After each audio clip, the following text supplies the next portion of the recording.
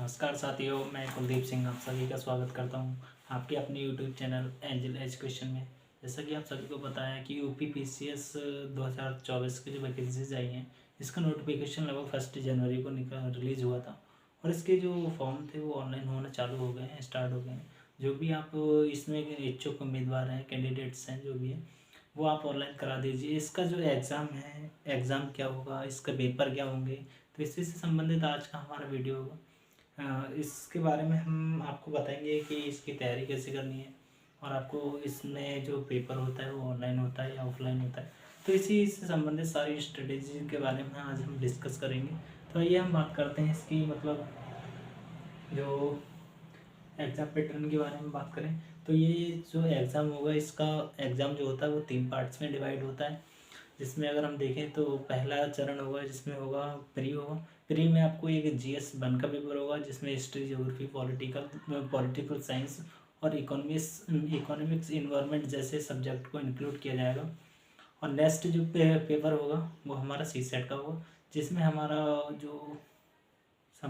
जो टॉपिक संबंधित होंगे वो आपको लॉजिकल रीजनिंग से होंगे, सही है, मैथ्स से होंगे, हिंदी और इंग्लिश से होंगे और आपको अपठित गद्यांश से होंगे, तो कॉम्प्रिहेंशन जैसे बोलते हैं। तो उन्हीं से संबंधित जो हमारा GS पेपर जो सेकंड होगा, जिसे CSET के नाम से जानते हैं, तो उसमें ये सारी चीज़ें इंक्लूड होंगी। तो इसके अगर हम पेपर पैटर्न और उसका जो क्वेश्चन के बारे में बात करें और नंबर के बारे में बात करें तो GS 1 का जो पेपर होता है उसमें लगभग 150 क्वेश्चन आएंगे जो लगभग 200 अंक के होंगे, सही है। इसके बाद जो CSET का बच्चा है, CSET का GS 2 के नाम से भी जानते हैं, तो इसमें आपको 100 क्वेश्चन देखने को मिलेंगे जिसमें आपको 200 अंक निर्धारित किए जाएंगे। तो इसी से संबंधित हमारा जो प्री का जो चरण हुआ वो पूरा हुआ। इसके बाद में हम अगर मेंस की बात करें तो मेंस में आपको लगभग 8 पेपर होंगे, जिसमें आपका पहला जो होगा वो हिंदी का होगा जो 150 अंकों का होगा, सही है। उसके बाद में आपका एक ऐसे होगा वो भी 150 नंबर का होगा। फिर उसके बाद में अगर हम बात करें GS 1 की तो GS 1 का एक पेपर होगा, फिर GS 2 का एक पेपर होगा, GS 3 का एक पेपर होगा, GS 4 का एक पेपर होगा, फिर आपका सामान्य GS जो 5 है उसका होगा, GS 6 का होगा, सही है। इसके बाद में इसी क्रम में अगर हम देखें तो हमारा जो हिंदी है वो हिंदी हमारा 150 अंकों का होगा। उसके बाद में जो ऐसे होगा वो भी 150 अंकों का होगा, सही है। इसके बाद में GS के जितने भी पेपर होंगे वो 200 नंबर के होंगे। टोटल 1500 नंबर का हमारा जो मेंस का जो टारगेट होगा वो 1500 अंकों का होगा। इसके बाद में आपका जो लास्ट चरण बचा है इंटरव्यू, इंटरव्यू आपका 100 नंबर का होगा, जिसे हम पर्सनालिटी टेस्ट भी बोलते हैं। तो ये 100 नंबर मिला के टोटल कुल मिला के 1600 अंकों की जो मेंस परीक्षा होती है तो उसी पे कट ऑफ जाती है, चाहे SC की हो या OBC की हो या EWS की जो भी हो, ठीक है। तो इसी से संबंधित आज की हम बात करेंगे कि इसकी तैयारी कैसे करना है। इसके प्री में फर्स्ट स्टेप में बात करें तो इसका प्री में क्या होगा और मेंस इसका जो मेंस में क्या होगा, एग्जाम पैटर्न कैसा रहेगा, बुक्स कौन सी पढ़नी चाहिए, नोट्स बनाने चाहिए या फिर रिवीजन कैसे करना चाहिए, उसके बाद में टेस्ट कैसे करना चाहिए, ठीक है। तो आज का हमारा जो पहला जो स्टेप होगा, पहले स्टेप में हमने आपको बता दिया कि इसके जो 3 चरण होते हैं, जिसमें प्री होता है, एक मेंस होता है और उसके बाद में इंटरव्यू होता है, ठीक है। तो प्री की बात करें, प्री में क्या होगा, प्री में आपका एक GS का पेपर होगा, GS 1 के नाम से इसे जानते हैं। उसके बाद में देखें तो GS 2 के नाम से भी जानते हैं उसे, ठीक है। जो GS 1 का, एक मिनट,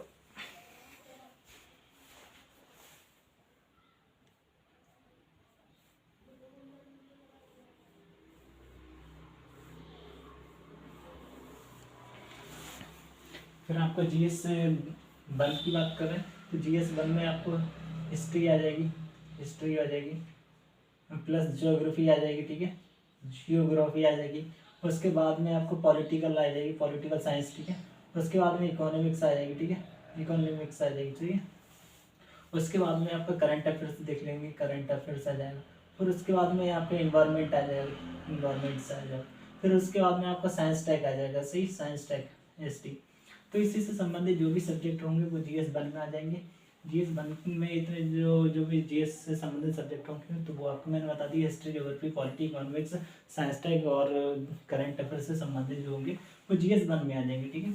वहीं बात करें हम GS 2 की बात करें तो GS 2 की बात करें तो GS 2 में क्या आएगा आपका, GS 2 में आएगा आपका आ जाएगा रीजनिंग आएगी, रीजनिंग आएगी, प्लस मैथ्स आ जाएगी, मैथ्स आ जाएगी, प्लस आ जाएगी आपको ये हिंदी, हिंदी आ जाएगी, प्लस इंग्लिश आ जाएगी, इंग्लिश आ जाएगी। ठीक है, तो इन्हीं से संबंधित लगभग 100 क्वेश्चन आएंगे। 100 क्वेश्चन आपके कितने नंबर के होंगे? 100 क्वेश्चन आएंगे, 100 क्वेश्चन आएंगे, 100 क्वेश्चन आएंगे, कितने नंबर के आएंगे? 200 नंबर के। ठीक है, 100 क्वेश्चन 200 नंबर। ठीक है, यानी यहाँ अगर हम बात करें तो एक क्वेश्चन 2 नंबर का आएगा। ठीक है, एक क्वेश्चन 2 नंबर का। सही है भाई। अगर हम जीएस फर्स्ट की बात करें तो इसमें आपको 150 क्वेश्चन मिलेंगे, 150 क्वेश्चन मिलेंगे, और टोटल मार्क्स कितने मिलेंगे? 200, 200 मार्क्स मिलेंगे, और 150 क्वेश्चन आएंगे। ठीक है, तो अभी हमने ये प्री का चरण पूरा कंप्लीट कर लिया। तो अब हम इसके बाद में अगर हम बात करेंगे तो मेंस की बात करेंगे। स्टेप 2 में हम बात करेंगे मेंस की। ठीक है, स्टेप 2 में हम किसकी बात करेंगे? स्टेप 2 में बात करेंगे मेंस की। स्टेप 2 में हम करेंगे बात मेंस की। ठीक है, तो इसमें आपको क्या होगा? इसमें आपके 8 पेपर होंगे, 8 पेपर होंगे।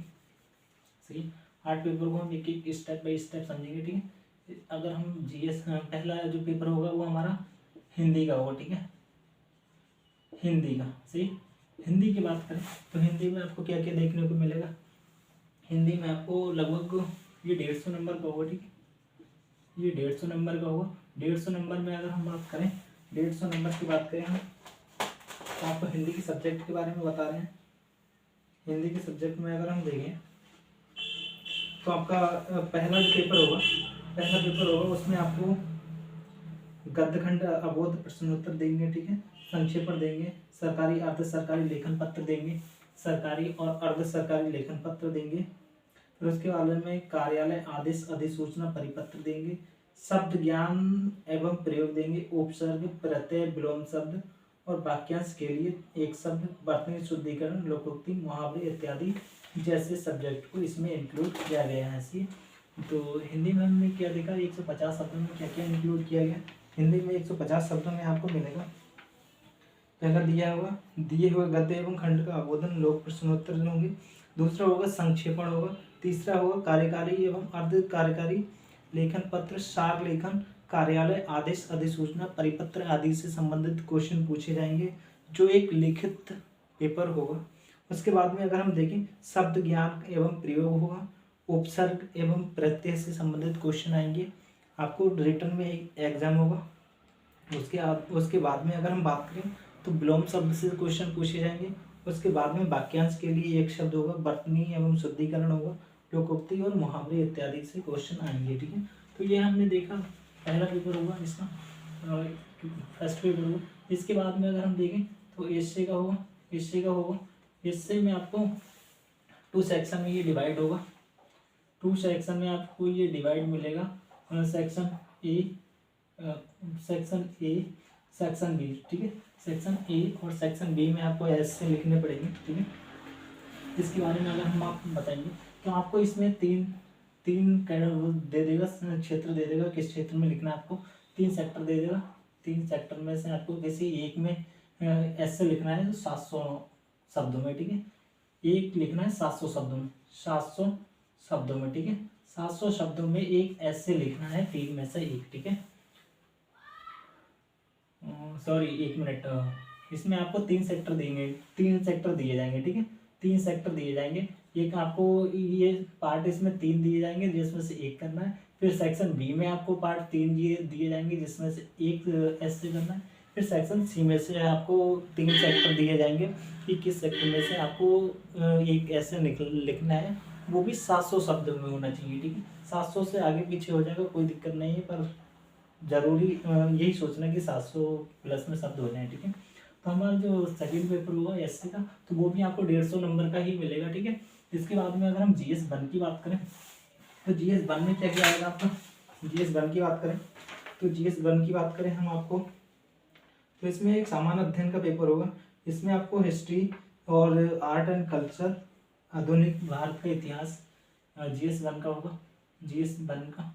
ठीक है, तो जीएस 1 का पेपर होगा। इसमें आपको हिस्ट्री हो जाएगी, हिस्ट्री हो जाएगी, आर्ट एंड कल्चर हो जाएगा, आर्ट एंड कल्चर से संबंधित क्वेश्चन पूछे जाएंगे, मॉडर्न हिस्ट्री हो जाएगी, मॉडर्न हिस्ट्री से संबंधित क्वेश्चन पूछे जाएंगे। ये सारे क्वेश्चन जो होंगे वो एकदम लॉन्ग क्वेश्चन होंगे, लिखने होंगे। ठीक है, इसके इसके बाद में अगर हम बात करें GS2 की, GS2 की बात करें तो GS2 में क्या आएगा आपका, और अभी 1 मिनट, तो इसमें आपको सोसाइटी से भी संबंधित क्वेश्चन पूछे जाएंगे, सोसाइटी से भी संबंधित क्वेश्चन पूछे जाएंगे। इसके बाद में हम अगर बात करें तो GS2 की बात करें तो GS2 में आपका संविधान आ जाएगा। GS2 में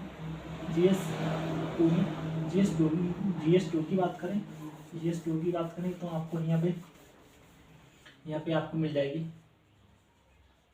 पॉलिटी मिल जाएगी, सही है, पॉलिटी मिल जाएगी, IR मिल जाएगा, इंटरनेशनल रिलेशंस मिल जाएंगे, ठीक है। आपकी जस्टिस हो जाएगा, जुडिशरी से संबंधित क्वेश्चन पूछेंगे, जस्टिस, सही है, जुडिशरी से क्वेश्चन पूछे जाएंगे। फिर आपका जो होगा इसके बाद में आपका इन्हीं से सभी क्षेत्रों से संबंधित क्वेश्चन पूछे जाएंगे। एक साइबर सिक्योरिटी से भी क्वेश्चन पूछे जाएंगे, ठीक है, साइबर सिक्योरिटी से भी क्वेश्चन पूछे जाएंगे इससे। फिर आपका बच्चा है GS3 की बात करें तो GS3 की बात करें तो GS3 में क्या क्या आएगा, GS3 में आपका आएगा,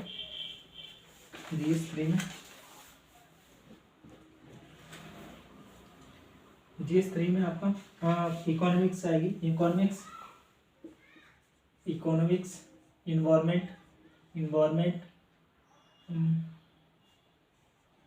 इन्वायरमेंट, सही, इकोनॉमिक्स, इन्वायरमेंट, और साइंस टैग से क्वेश्चन आएंगे, ठीक है, साइंस टैग ST बोलते हैं, ठीक है, साइंस टैग से संबंधित क्वेश्चन आएंगे GS3 में, ठीक है। GS3 में साइंस टैग से क्वेश्चन आएंगे। इसके बाद में आपका GS4 बच्चा, GS4 आपका होगा एक कंपनी, वो क्या नाम है उसका, नीति शास्त्र का पेपर होगा, ठीक, नीति शास्त्र से संबंधित ये होता है। जैसे कि मान लो उसमें कुछ ऐसे डिसीजन मेकिंग जैसे क्वेश्चन आते हैं तो उसमें आपका GS4 का पेपर होगा, ठीक है, GS4 का पेपर डिसीजन मेकिंग से होगा। फिर बाद में आपका एक GS5 का पेपर होगा, ठीक है, GS5 का पेपर होगा। GS4 में आपका क्या होगा, GS4 में क्या होगा, नीति शास्त्र से संबंधित क्वेश्चन आएंगे, नीति शास्त्र, ठीक है, नीति शास्त्र से संबंधित क्वेश्चन आएंगे। नीति शास्त्र की बुक्स मैं आपको दिखा रहा हूँ कि कौन सी बुक्स होती है नीति शास्त्र की। अगर आप इसके PCS की तैयारी करना चाह रहे हैं तो नीति शास्त्र की आपको मैं बुक्स दिखा रहा हूँ, कौन सी बुक्स से क्वेश्चन आते हैं, ठीक है, तो बने रहिए हमारे साथ लाइन में।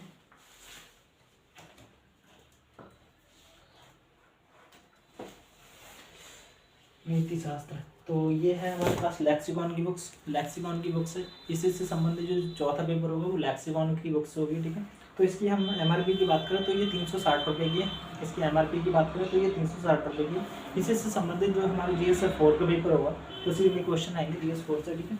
GS5 की बात करें, इसके बाद में हमारे क्या होता है, GS5 की बात करें तो ये हमने आपको समझा दिया बहुत अच्छे से।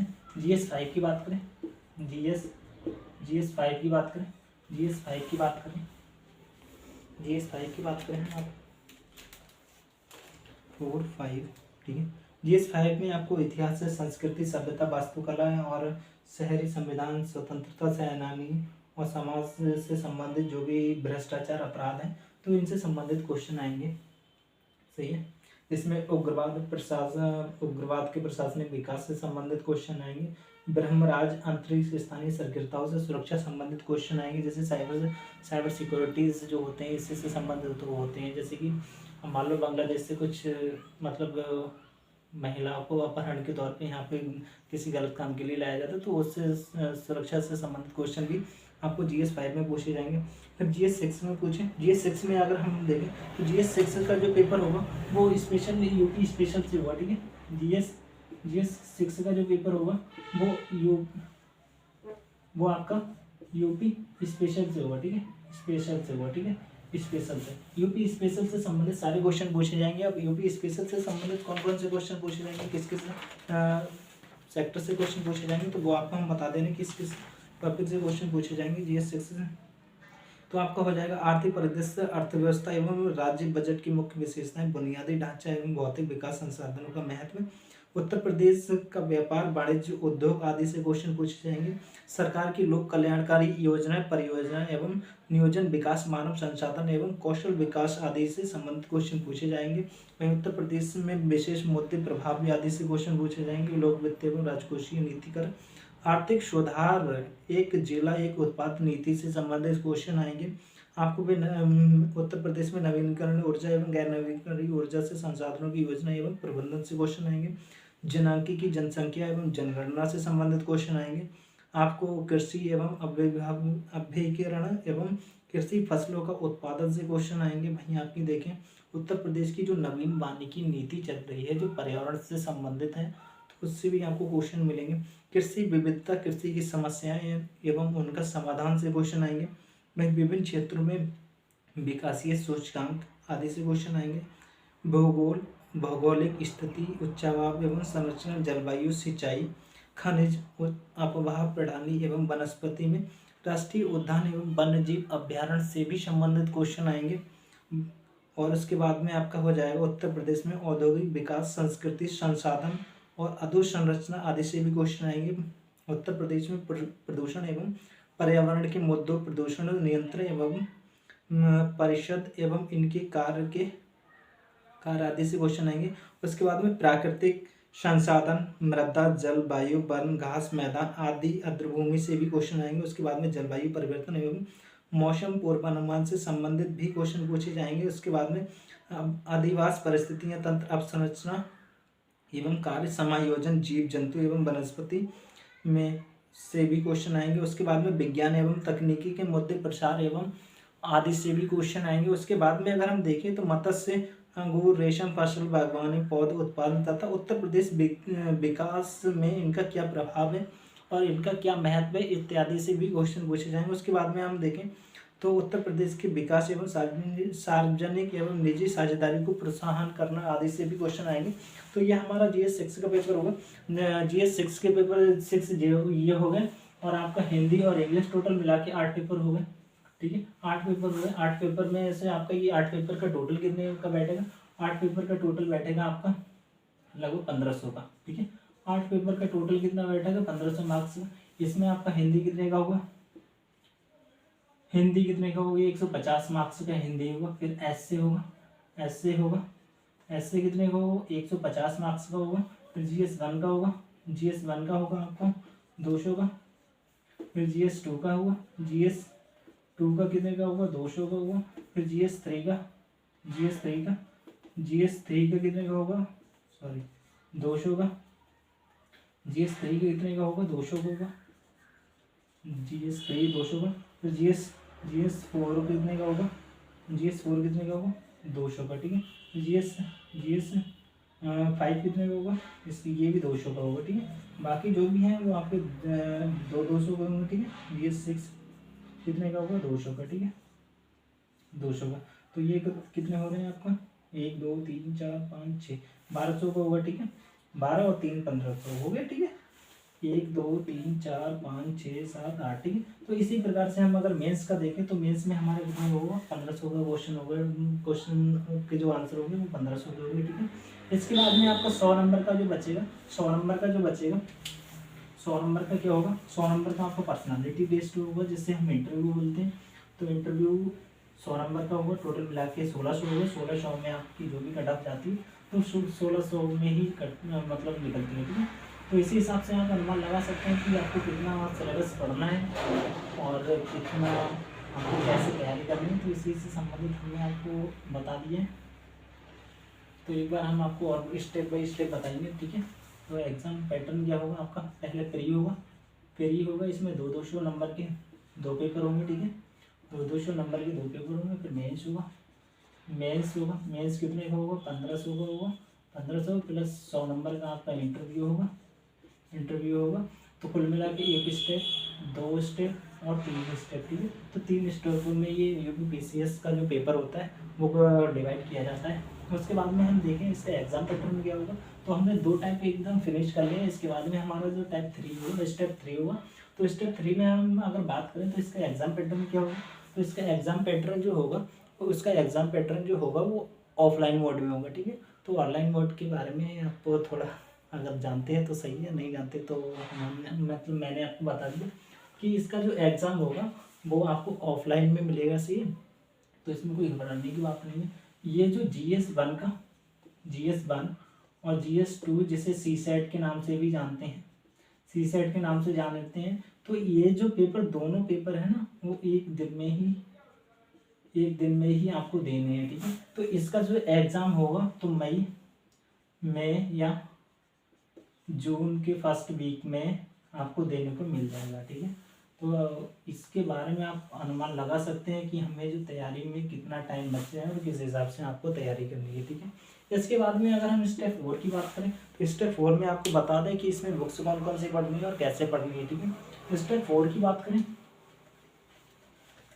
तो स्टेप 4 में आपको क्या होगा, हिंदी में आप कोई भी बुक्स ले सकते हैं, लूसेंट आदि से, लूसेंट है या फिर आदित्य पब्लिकेशन से जो भी बुक्स आती हैं तो वो आप ले सकते हैं।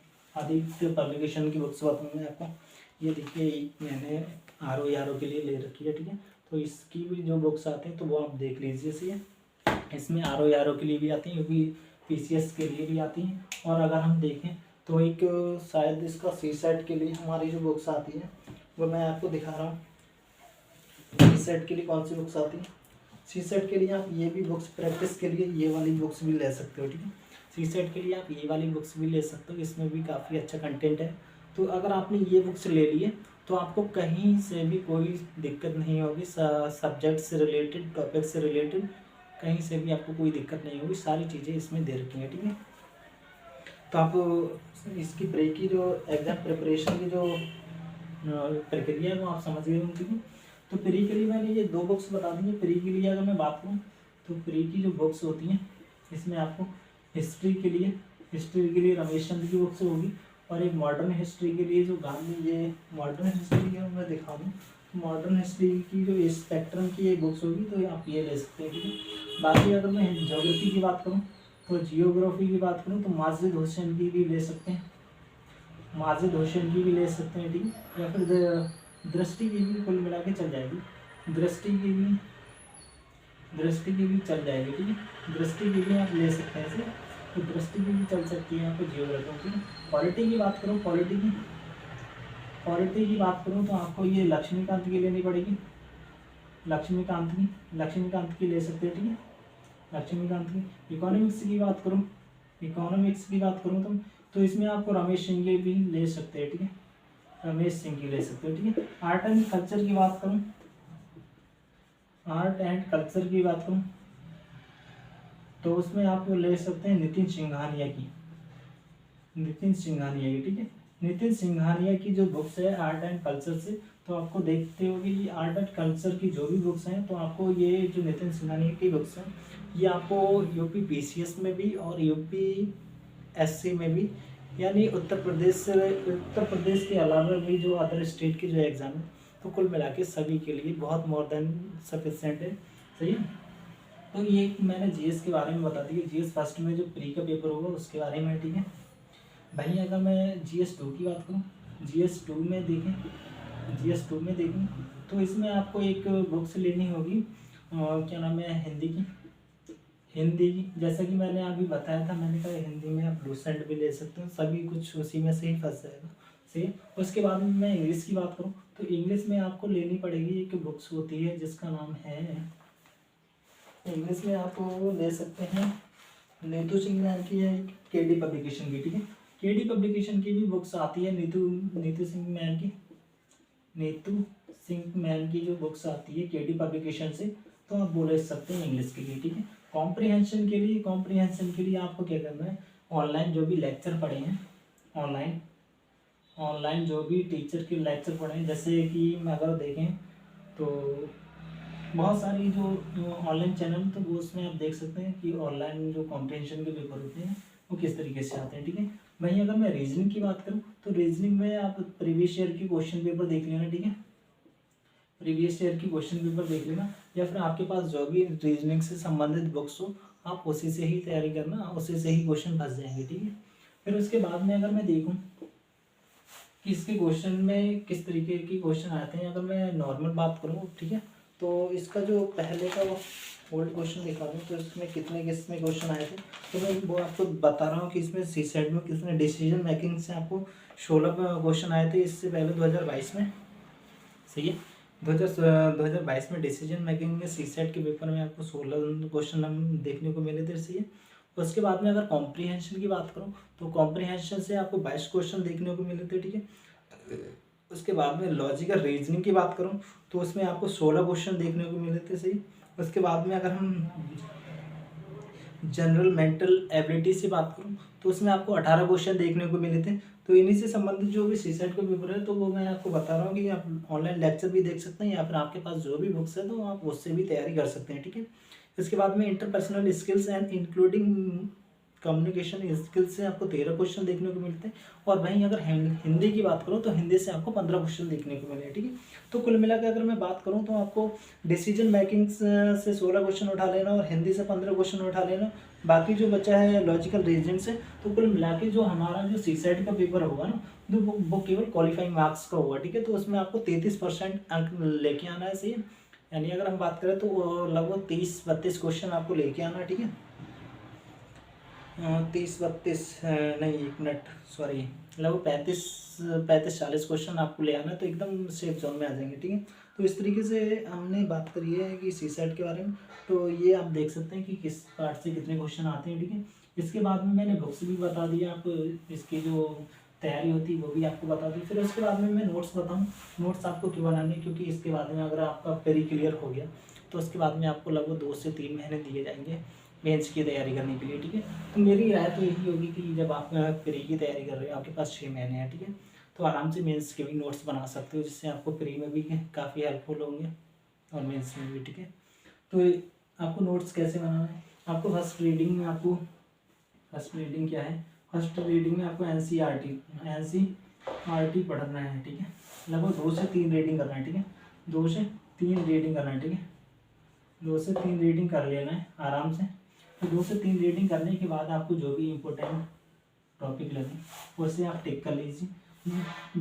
जो फर्स्ट रीडिंग करें फिर उसके बाद में सेकंड रीडिंग करें तो उसमें अंडरलाइन कर दे। थर्ड रीडिंग में आपको क्या करना है, नोट्स बनाना है। ये नहीं है कि सारी चीज़ों के नोट्स बनाना है, आपको जो भी इम्पोर्टेंट चीज़ लग रही है उसके नोट्स बना सकते हैं, और अगर इम्पोर्टेंट नहीं लग रही तो कोई दिक्कत नहीं है, नॉर्मली, ठीक है। फिर आपको क्या करना है, ये सारी जो बुक्स हैं आपको चाहे तो 8 कक्षा 8 से 12 तक भी पढ़ सकते हैं, कोई ज़रूरी नहीं है कि 6 से पढ़ें, ठीक है। तो 8 से 12 तक भी पढ़ सकते हैं, या फिर अगर ज़्यादा टाइम है तो आपको 6 से 12 तक की जो एनसीईआरटी होती है क्लास 6 से 12 तक की, तो वो आप पढ़ सकते हैं, ठीक है। टाइम के अकॉर्डिंग देख लेना बाकी जो ठीक है। उसके बाद में आपको क्या करना है, आपको देखना है स्टैंडर्ड बुक्स जो मैंने आपको बता दी कि कौन कौन सी बुक्स आपको हिस्ट्री में जो प्री में पढ़ना है वही मेंस में पढ़ना है, ठीक है। प्री में क्या है, आपको ऑब्जेक्टिव क्वेश्चन मिलेंगे, मेंस में क्या है, आपको रिटन क्वेश्चन मिलेंगे, ठीक है, लिखना पड़ेगा, ठीक है। 3 घंटे का पेपर होगा, सही। तो उस हिसाब से आप देख लेना। फिर उसके बाद में आप स्टैंडर्ड बुक्स उठाएंगे, ठीक है। स्टैंडर्ड बुक्स उठाएंगे तो उसकी कम से कम 2 से 3 बार रीडिंग करना है, दो बार पढ़ना है, तीसरी बार में नोट्स बनाना है, ठीक है। नोट्स बहुत ही शॉर्ट बनाना है, जिससे कि आप देख पाएँ, जैसे कि एग्जाम से 2-3 दिन पहले देखें तो अच्छे से रिविजन कर सकें, ठीक है। उसके बाद में क्या होगा, नोट्स बनने के बाद में आपको 2-3 बार जब भी नोट्स बना रहे हो तभी रिविजन हो जाए।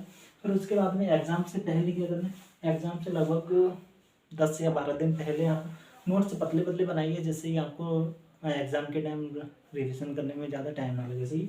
तो आप क्या करना है, इसके बाद नोट्स बनाने के बाद रिविजन करेंगे। उसके बाद में क्या करना है, अगर प्री है तो उसमें टेस्ट लगा लीजिए, और अगर मेंस है तो उसमें आप किसी भी कोचिंग से मतलब कोचिंग को ज्वाइन कर लीजिए, और वहाँ पे आप टीचर्स के लिए मतलब टीचर को बताइए कि सर मैंने ये कर लिया, तो आपका मतलब जो भी टेस्ट होगा वो आपका टेस्ट ले लेंगे, उसमें आपको बता देंगे कि आप में कितना मतलब विकास करा है, ठीक है। तो इसी हिसाब से अगर हम जो भी हमने लगभग 7 स्टेप देखें, 7 स्टेप में हमने जो एग्ज़ाम की जो स्ट्रेटेजी थी तो उसके बारे में बताया था, वो आपने देख रखी है बहुत अच्छे से, ठीक है। तो अब इसमें मेंस में क्या करना है, मेंस में आपका नोट्स बन गया, ठीक है, रिवीजन भी कर ली। अब नोट्स और रिवीजन बनने के बाद आपको क्या करना है, किसी भी कोचिंग को ज्वाइन करना है, ठीक है। और वहाँ पे जो क्वेश्चन की जो कॉपी होती है उसके बारे में प्रैक्टिस करना है लगभग 2 से 3 घंटे पर डे, ठीक है। जैसे ही एग्ज़ाम पास आ जाए आप टेस्ट की जो टाइमिंग है वो बढ़ा सकते हैं।